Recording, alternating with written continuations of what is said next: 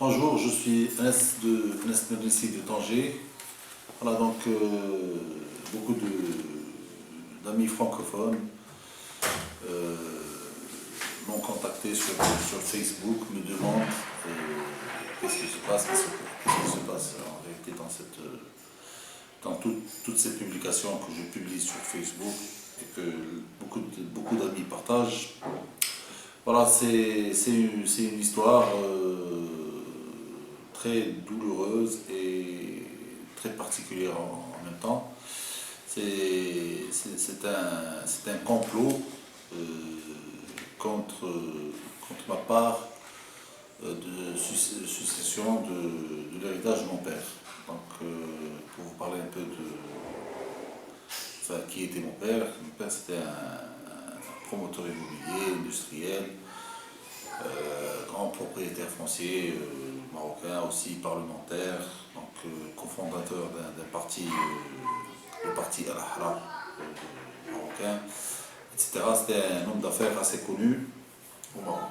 Donc à 86 ans, il fait un cancer foudroyant, hospitalisé à l'hôpital prochain de Paris. Bon, on lui donne une espérance de vie. Enfin, le médecin, le cancérologue lui a donné une espérance de vie de 2 mois, 3 mois. Donc tout ça, ça se passe il y a 5 ans, c'est-à-dire en 2010.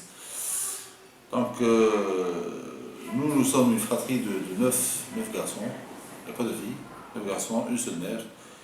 Et, et moi je suis l'avant-dernier.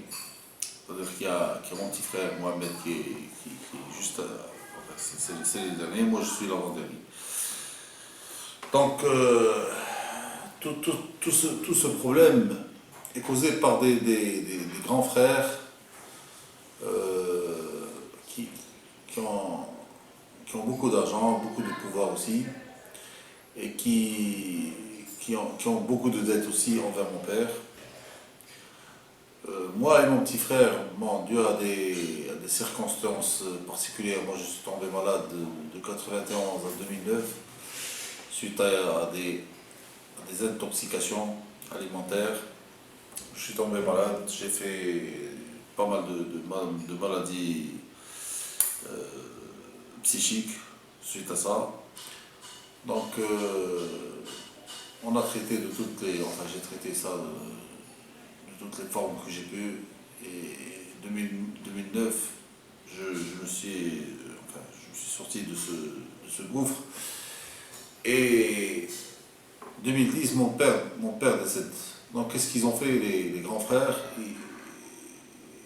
Ils sont partis, ils sont partis au bureau de mon père, dans la chambre à coucher, etc. Ils ont pris toute la paperasse, tout le document, tous les comptes,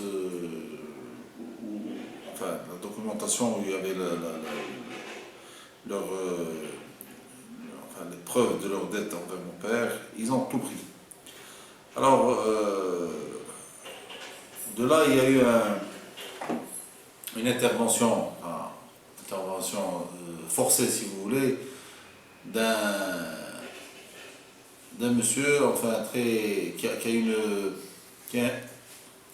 C'est un monsieur qui est narcissique, mais qui a aussi un hobby, c'est-à-dire que chaque fois que quelqu'un décède, les grandes fortunes, hein, quelqu'un décède, eh bien, il rentre et il essaie de partager, de faire le partage, d'aider les gens à faire leur compte, etc. Mais tout ça, il essaie au début de foutre l'héritage, c'est-à-dire dans un cafouillage énorme, et de là, il profite. Lui, il profite de ça. Alors ce monsieur, en même temps, il est très très dangereux, parce qu'il ne fait pas ça avec... il ne fait pas ça inconsciemment, il fait ça avec toute sa conscience, et il sait ce qu'il fait, il programme tout ce qu'il va faire.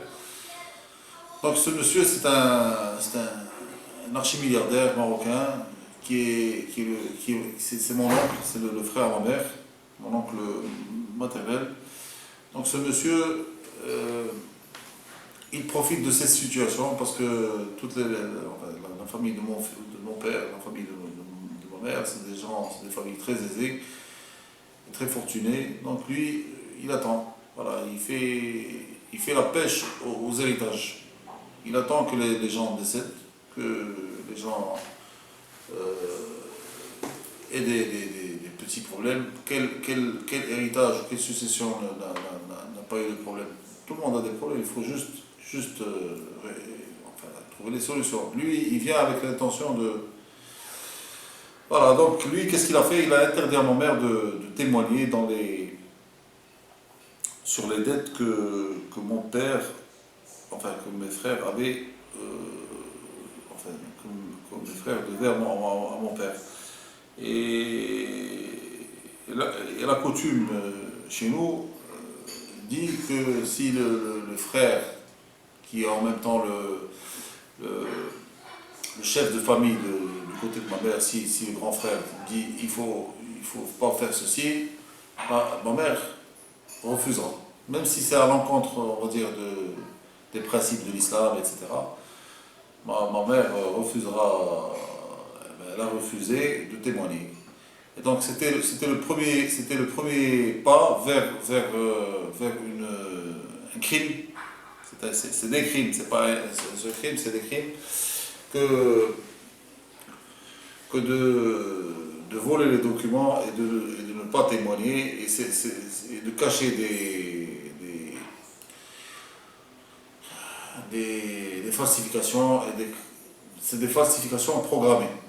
Alors ces gens, ces grands frères que j'ai, ils sont divisés en deux groupes. Il y a le premier groupe qui est du côté des parlementaires, de l'aîné de la famille, donc, et du second. Donc ceux-là, ils ont formé leur groupe, ils ont falsifié, ils ont volé des documents, ils ont fait volé de l'argent aussi, volé des bons de caisse, volé des choses. Donc ils ont fait pas mal de choses. Et il y a le côté aussi d'un autre frère qui était un architecte donc, au ministère de l'Intérieur. Donc ce monsieur,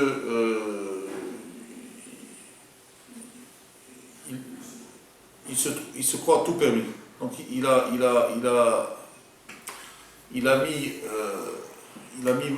enfin, quatre autres frères avec lui.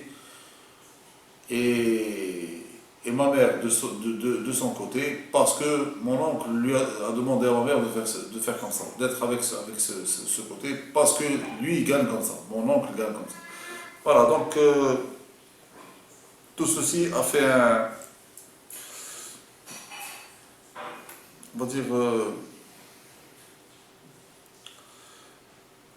a fait un problème gigantesque, parce qu'on était les deux petits dans le sens de la fratrie. Donc nous on était on est les plus jeunes de la famille et les plus grands sont divisés en deux. Ma mère d'un côté et ils se battaient en eux. C'est des vols, c'est des tables qui volaient en l'air, ils se bagarraient. Des choses incroyables. Bon, sur quel dossier il se bagarre, et sur quel dossier il se chamaille, et sur quel dossier il commence à casser les tables, et casser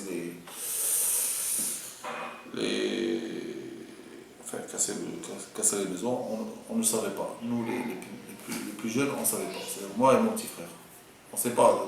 Pendant près de 6 mois, on n'avait aucune idée de quoi il s'agissait. Alors, donc, on est parti vers les banques. Les banques aussi, ils n'ont rien voulu nous donner parce que ils ne veulent pas. On est parti vers le comptable personnel de mon père, le chef comptable, rien. La secrétaire, enfin, la chargée de la documentation du foncier de mon père. Elle a tous les dossiers, rien aussi de son côté. Donc on est parti vers le président du tribunal de première instance de Tanger pour demander un peu de faire des demandes adressées au président du tribunal de première instance. Donc elles sont refusées automatiquement. Ils refusent, pourquoi? Parce qu'il y a un monsieur qui est le substitut du président du tribunal de première instance de Tanger. C'est monsieur Rachid Sibari. Alors ce monsieur, c'est un grand ami de monsieur Hetmel Merlissi, qui est architecte, qui était architecte, on va dire à la wilaya de Tanger, qui était architecte. Donc ce monsieur refuse. Il refuse à un héritier de connaître les détails enfin, de l'héritage de son père. Il refuse pas un seul héritier, mais à deux héritiers. Donc ces gens ne savent pas, les documents ont été volés, tout est cité, tout est... Donc ce monsieur il refuse. On va vers le président du tribunal de commerce de Tanger, c'est le même problème. C'est un ami de Hetmel Merlissi. Il refuse les demandes. Voilà, il refuse même la garde judiciaire sur les coffres de mon père. Il refuse tout ce qu'on demande. Voilà, donc ça c'est pour donner une protection, si vous voulez, à ces gens qui ont volé. Mais nous, on sait que, en même temps, on sait que ces gens, c'est des amis à eux. On le savait d'avance et on savait qu'il coordinait avec eux tout ce massacre. Il le coordonnait avant le décès de mon père. C'est-à-dire qu'il projetait tout ça avant et on le sait. On ne le sait pas c'est pas parce qu'on l'a deviné, c'est que moi personnellement, Othman El Merlissi, c'est-à-dire l'architecte, m'a demandé de faire partie de sa mafia pour prendre les parts des autres. Mais moi, je ne mange pas ce pain, comme on dit chez nous. Je ne mange pas ce pain et j'ai laissé... enfin, j'ai pas fait partie de ce... Grâce à Dieu. Même si ça m'a coûté ce que ça m'a coûté, mais je ne peux pas faire partie de ces malfrats. Ça, c'est des malfrats. C'est des gens, c'est des escrocs. Voilà, c'est des falsificateurs, c'est des voleurs, c'est des gens... Donc ils sont coordonnés avec eux. Et pour le vol des documents, pour la falsification, tout est programmé d'avance avec le tribunal, avec le parquet de Tanger. Tout est programmé. C'est-à-dire qu'eux, ils savent qu'ils vont falsifier telle chose avant qu'ils la falsifient. Donc il leur donne la protection et le temps suffisant pour faire mais leurs problèmes, ils se sont confrontés à d'autres problèmes qui n'ont pas pris en compte et ils se sont retrouvés avec des poursuites forcées. Parce que le parquet a été forcé de les poursuivre. Même si les poursuites ne correspondent pas vraiment à ce qu'ils ont fait, en quantité c'est-à-dire, les poursuites ne correspondent pas aux vrais crimes qu'ils ont fait, aux vrais délits qu'ils ont fait. Alors, donc ces gens, comme je vous ai dit, ils ont volé des dizaines de millions d'euros. Des dizaines et des dizaines et des dizaines de millions d'euros. Comme ça, sous la protection du parquet de Tanger. Donc le parquet de Tanger, qui est-ce qui est le... Enfin, le parquet de Tanger, à Tanger, il y a deux principaux tribunaux. Donc il y a le tribunal de première instance de Tanger, il y a le deuxième, la cour d'appel de Tanger. Donc le procureur de Tanger, M. Mohamed Faris, c'est lui le chef du système judiciaire de Tanger, c'est lui le chef. C'est lui qui est en même temps sa qualité de procureur général lui donne la qualité d'inspecteur local des tribunaux. Donc, après je ne sais pas combien de lettres adressées au ministre, voilà, le procureur me convoque chez lui, voilà, il me dit des choses que personne n'admettra. Tout ça, ça paraît un peu. Tout ça, ça paraît un peu irréel, surréel, si vous voulez, mais la vérité est là. Donc, il me dit sincèrement, ces gens, personne ne peut les toucher. Tant qu'il est à Tanger, personne ne peut les. Personne ne parlera avec eux. Tu peux aller te plaindre à Sa Majesté. Voilà, carrément.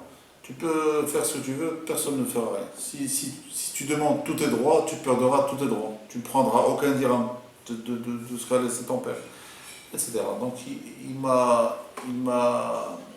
enfin, il a essayé de me jouer sur jouer sur tout le positif que j'ai, hein, dans la justice marocaine.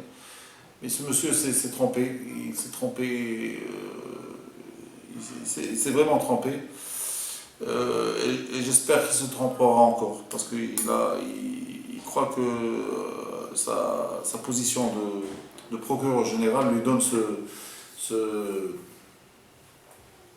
cette, lui autorise de me dire des choses comme ça, ou de me bloquer. Donc lui, il bloque tout ce qui est Anas Mernissi au tribunal est bloqué. Voilà. Ils ne veulent rien prendre, rien donner. Ils retardent toutes les procédures. Toutes les procédures qui sont au tribunal sont retardées. Report en report en report. Ça fait 5 ans. Donc, soit on refuse, soit on ne veut pas prendre, soit on juge pour les autres. Et ça fait 5 ans. Alors, il faut savoir que moi, je n'ai même pas assisté, parce que tout ce qui est héritage au Maroc, enfin, dans les pays musulmans c'est la loi islamique, la charia qui est employée pour faire les parts, pour tout faire. Donc c'est la charia. Donc c'est-à-dire, normalement ils font un inventaire général ou un bilan général, si vous voulez, qui est fait avec deux adouls. Alors les adouls, c'est des témoins, si vous voulez, on va dire des témoins légaux, hein, qui connaissent les lois islamiques, c'est comme des juges. Alors ces adultes, c'est surtout des gens issus des écoles coraniques marocaines. Ils connaissent tout. Donc ils savent comment faire. Mais sauf que dans notre histoire à nous, ils vont commettre un crime, c'est-à-dire qu'ils vont faire un bilan de l'héritage de mon père, mais sans la présence des plus jeunes. C'est-à-dire que moi et mon petit frère, ils ne nous ont pas fait assister. Donc ceux qui ont volé, qui ont falsifié, c'est des quantités d'argent que je ne peux pas compter, parce que je ne connais pas tout. J'estime beaucoup, c'est des millions et des dizaines de millions d'euros. Alors, ceux qui ont falsifié se sont regroupés un jour, et ils ont fait la demande pour faire ce bilan au nom de ma mère. pour les protéger. Et ils ont fait ce bilan, cet inventaire, voilà. Donc, ils ne nous ont pas fait assister pour cacher. Donc mon père qui avait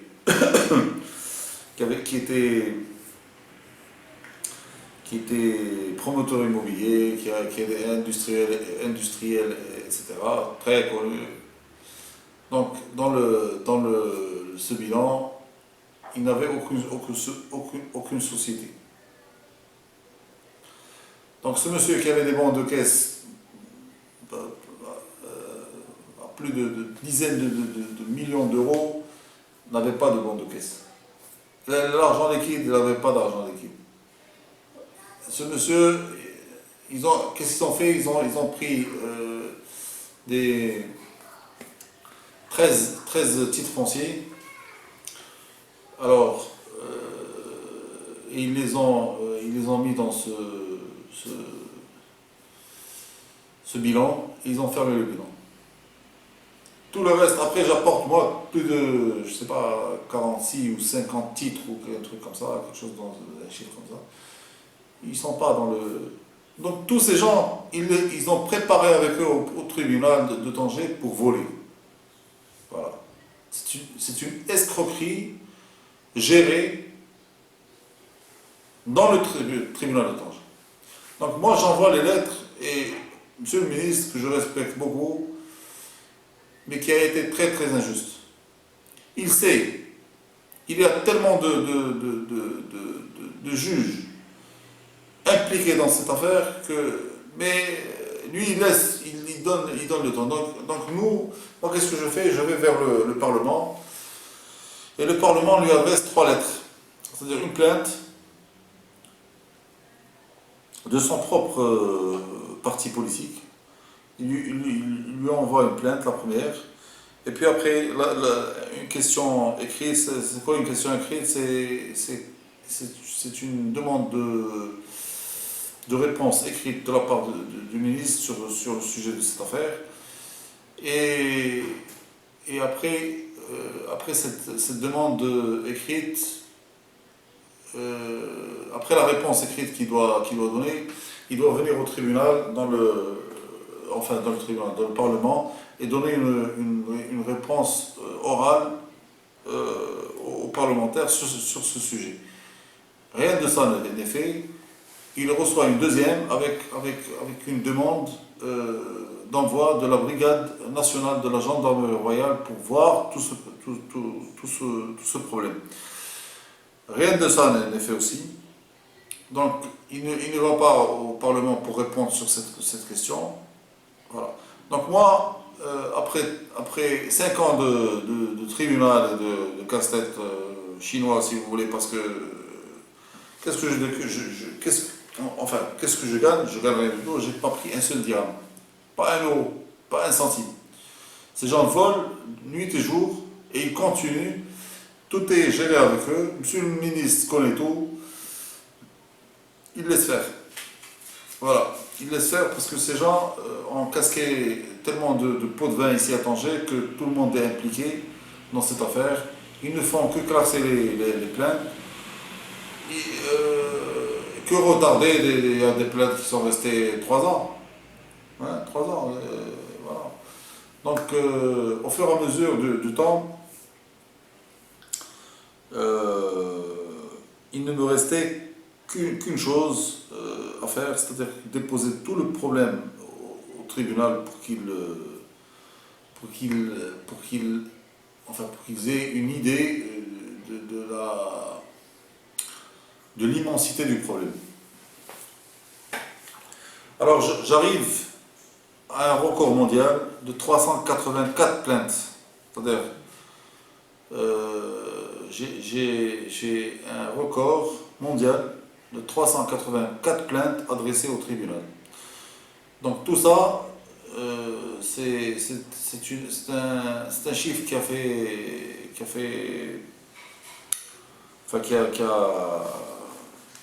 passé sur pas mal de sites web, surtout au Maroc, et rien. Voilà. on a beau se plaindre, beau déposer les preuves, beau faire, vous pouvez faire ce que vous voulez, rien du tout. Alors, après toute cette histoire,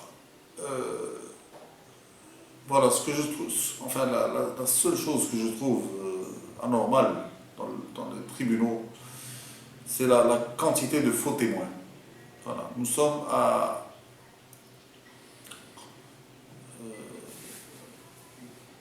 en besoin de témoins, de vrais témoins. C'est-à-dire que quand on rentre, vous pouvez tomber sur un juge, il va prendre un relevé bancaire, c'est-à-dire qu'un monsieur de ces gens utilise un compte, ou a utilisé un compte en banque après le décès de mon père. Il vous dit j'ai rien vu. Voilà. Alors, est-ce que ça, c'est un faux témoignage? Un faux témoignage. C'est-à-dire, avant de juger, on est témoin. Avant d'être juge, on est témoin d'abord. C'est-à-dire que quelqu'un, un juge qui voit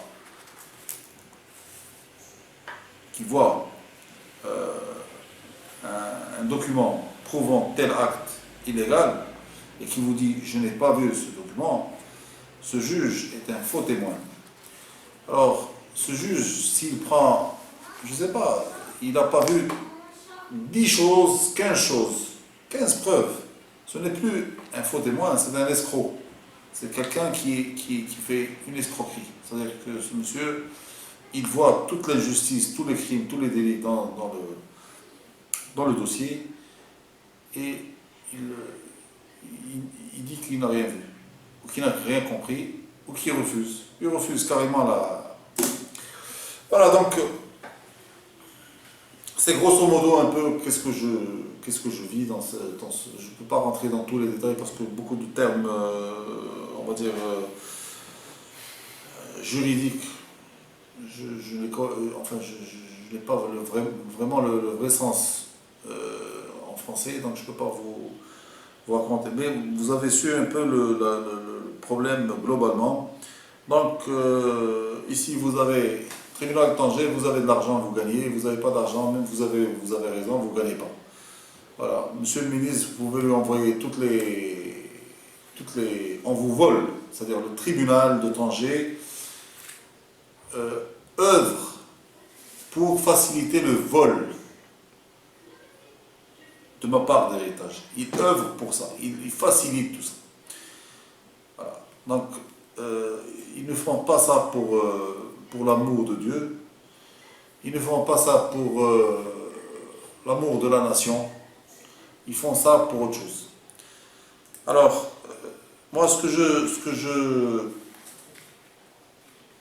enfin, je souffre. Je souffre du faux témoignage de ces gens.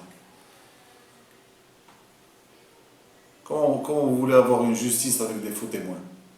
Les gens, c'est-à-dire pour nous les musulmans, et pour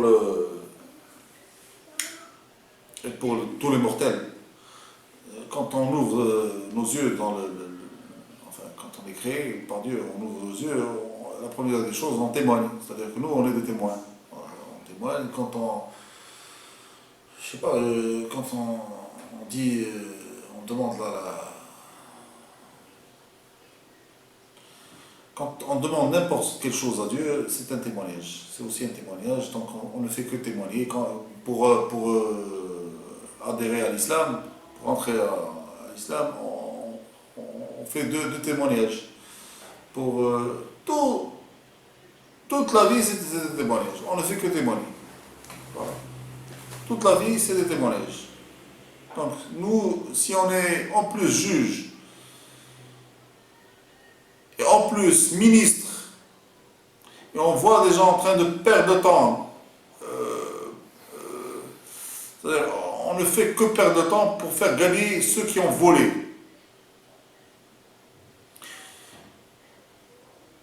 C'est un faux témoignage. C'est-à-dire, quand je vois, j'ai tous les documents, je vois qu'il y a falsification, je vois qu'il y a vol d'argent de compte en banque, je vois qu'il y a vol d'argent à partir de coffre-fort, et il y a des témoins.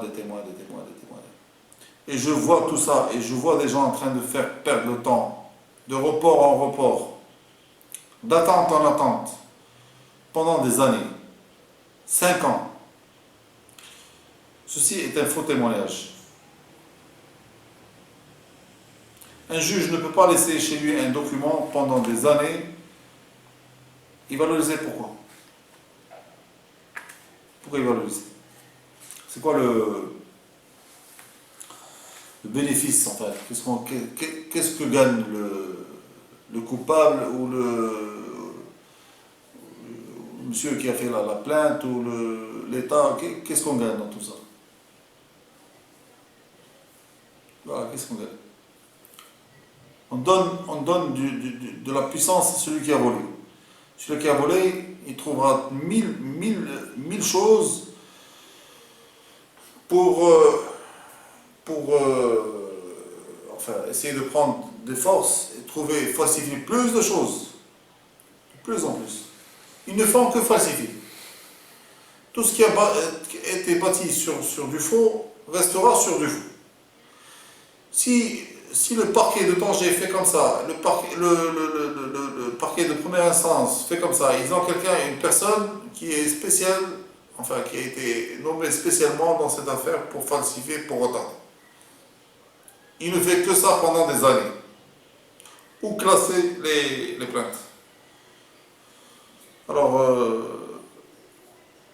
monsieur le ministre, si vous jouez à ce jeu de retarder,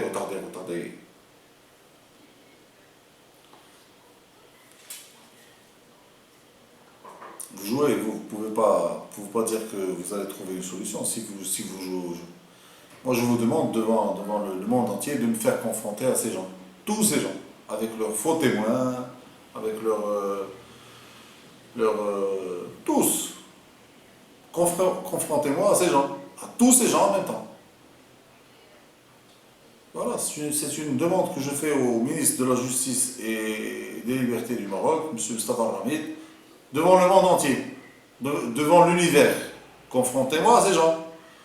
Confrontez-moi à ces gens. Ne protégez pas ces gens, parce que quand j'ai déposé une plainte devant un juge d'instruction du tribunal de la cour d'appel de Tanger, qui est resté plus de 2 ans et demi, je n'ai jamais eu le privilège de confronter ces gens. Ces gens qui ont volé beaucoup d'argent et que vous connaissez, monsieur le ministre.